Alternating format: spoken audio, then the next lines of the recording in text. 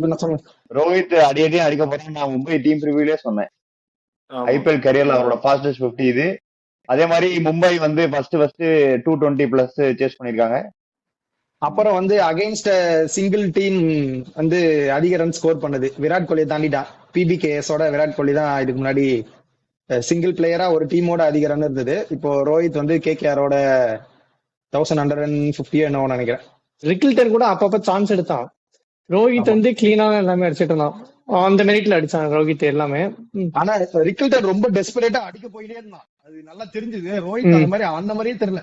ஏதோ ஜாலியா கேஷுவலா ஏதோ அந்த 5th டிவிஷன் டீமோட ஆடுற மாதிரி ஆடிட்டு இருந்தான் அவன். நான் Johnson Charles no look shot பாத்திருக்கேன், ஃபிளெச்சர் இது பாத்திருக்கேன், அப்புறம் ஹர்திக் பாண்டியா கூட நோ லுக் ஷாட் ஆடுவான், அது கூட பாத்திருக்கேன். ஆனா இது ஒரு வித்தியாசமா ஷாட் இருந்தது. அந்த ஆக்சுவலா ரொம்ப ஜாலியா இருந்தது அதை பார்க்கும்போது. ஏன்னா அப்படியே ஆப்போசிட்ல சச்சின் ஸ்டாண்ட் ஒன்று இருந்தது.